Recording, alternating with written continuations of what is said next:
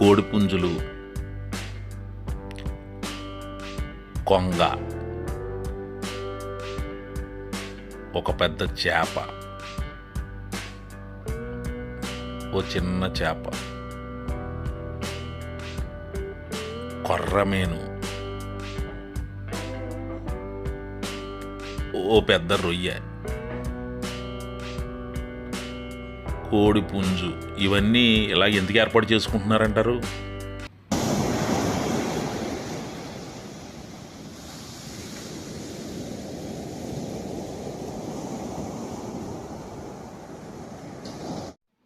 అందరికీ నమస్తే అండి. మనది వ్యవసాయం దేశం అండి. వ్యవసాయం పని గ్రామాలు పట్టణాలు ఇలా అభివృద్ధి చెందుతున్నాయంటే అతిశయోక్తి లేదు. అందుకే కొన్ని దశాబ్దాల క్రితం వరకు వ్యవసాయంలో కీలక పాత్ర వహించే ఎడ్లు బొమ్మలుగా ఇళ్ల వద్ద ఏర్పాటు చేసుకునేవారు. వాటిని ఇంటి వద్ద గర్వంగా ప్రతిష్ఠించుకుని రోజు చూసుకునేవారు. అయితే ఇప్పుడు కాలం మారిపోయిందండి. ఇప్పుడు కృష్ణా జిల్లా కోరుకొల్లు వెళదాం. అక్కడ ఓ రైతు రామలింగేశ్వరరావు అని ఆయన ఇంటిపైన ఒక చేప బొమ్మ ఏర్పాటు చేసుకున్నారు. చూసారా? అది వాటర్ ట్యాంక్.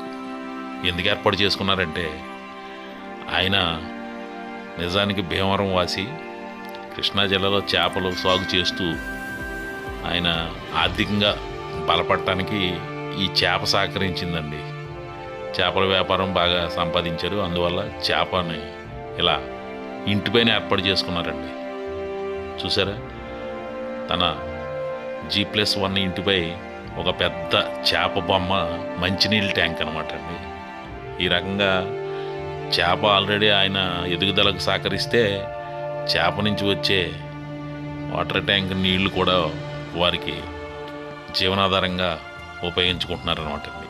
అంటే ఈ చేప వారి జీవితాన్ని మార్చిందనమాట అండి.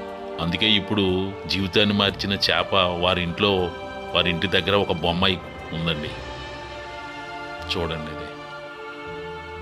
ఇది కోరుకొల్లు నుంచి భీమవరం వచ్చే ప్రాంతంలో కుడివైపున ఉంటుంది. చూడండి, ఈ ఇల్లు పెద్ద చేప కనిపిస్తుంది.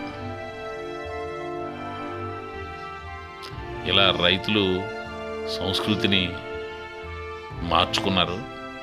ఆ ఇంటి దగ్గర కూడా చూడండి, జింక, ఇలా చూడండి బొమ్మలు, బాతులు, కోడిపుంజు, నెమలి. అంటే వాళ్ళకి ఈ ప్రకృతిలో కనిపించే ఈ జీవాలను కూడా వారి ఇంటి దగ్గర పెట్టుకున్నారనమాట అండి. కొద్ది దూరం వచ్చాక మరో వ్యాపారస్తుడు చూడండి, ఒక కొర్రమీను బొమ్మ ఎంత సహజంగా ఏర్పాటు చేసుకున్నాడు. చూసారా? ఆయన కొర్రమీనులు వ్యాపారం చేస్తున్నారు. ఆయన పేరు కృష్ణ. చూడండి, ఆ కొర్రమీను ఎదురు రోడ్డు పక్కనే ఇంత పెద్ద కొర్రమీను చాలా సహజంగా బొమ్మ ఏర్పాటు చేసుకున్నారు. ఎందుకంటే ఆయన జీవనాన్ని ఈ కొర్రమీను మార్చిందనమాట అండి. అందువల్ల చూసారా, కొర్రమీను ఈ రకంగా ఏర్పాటు చేసుకున్నారు. చాలా సహజంగా ఉంది కదండి. అంటే కొర్రమీను వ్యాపారంలో ఆయనకి లైఫ్ స్టైల్ చాలా మెరుగుపడింది అనమాట. దాని జ్ఞాపకాన్ని అటు ఉభయ కుశలోపరిగా వ్యాపారం కూడా బాగుంటుందని ఈ కొర్రమీనుని ఏర్పాటు చేసుకున్నారు. చూడండి, ఇప్పుడు ఆ షేక్ హ్యాండ్ ఇస్తున్న in shirt white shirt doctor గారు అంబుల మనోజ్ గారు. ఈయన సొంతూరు ముదినేపల్లి మండలంలో ఉంది. ఆయన ఒక రైతు కుటుంబం. చూసారా? ఆయన ఇంటి దగ్గర వారి గ్రామంలో చక్కటి చేప బొమ్మలు ఎంత సహజంగా ఏర్పాటు చేస్తున్నారో చూసారా? ఇదొక ఆయన ఆసక్తి.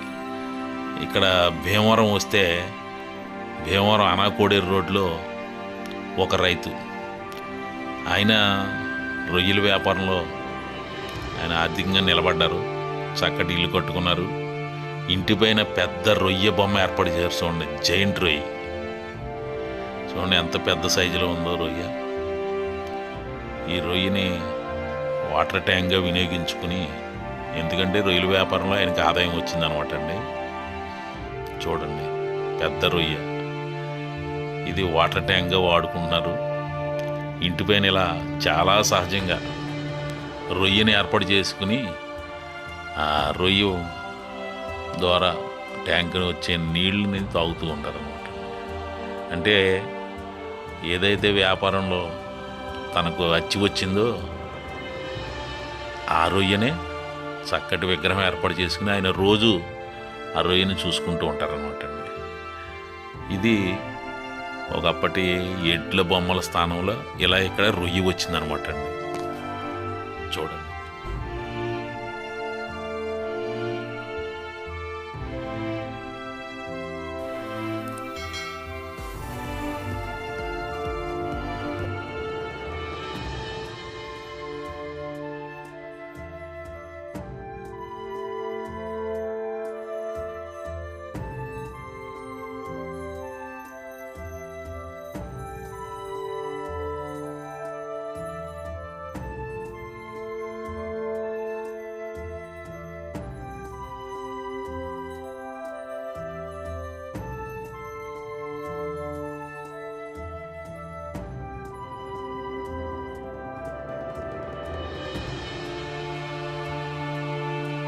ఇక్కడ చూడండి, పాలకోడేరు మండలం, పశ్చిమ గోదావరి జిల్లా పాలకోడేరు మండలంలో గాదిరాజు కృష్ణరాజు గారు వారి చెరువు కట్టిన కొల్లేటి పక్షి బొమ్మను ఏర్పాటు చేసుకున్నారు.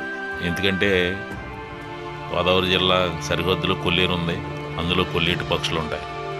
అలాగే గ్రామీణ సంస్కృతిలో కోడిపుంజు పాత్ర, ముఖ్యంగా సంక్రాంతికి కోడి పందాలు అయ్యి సరదాగా వేసుకోవడానికి, కోడిపుంజును పెంచుకోవడానికి ఇక్కడ కోడిపుంజును కూడా ఆయన విగ్రహంగా పెట్టుకున్నారండి. చూడండి, చెరువు కట్టిన వాటిని ఏర్పాటు చేశారు. ఇప్పుడు ఈ ఇల్లు చూసారా, ఇది గునుపూడిలో ఉంది.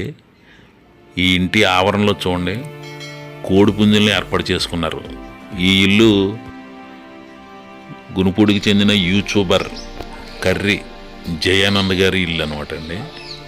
వారు తెలుగు సంస్కృతికి అర్థం పట్టే విధంగా వారి పెరట్లోనే 2 పుంజుల్ని బొమ్మల్ని ఇలా పెట్టుకున్నారండి.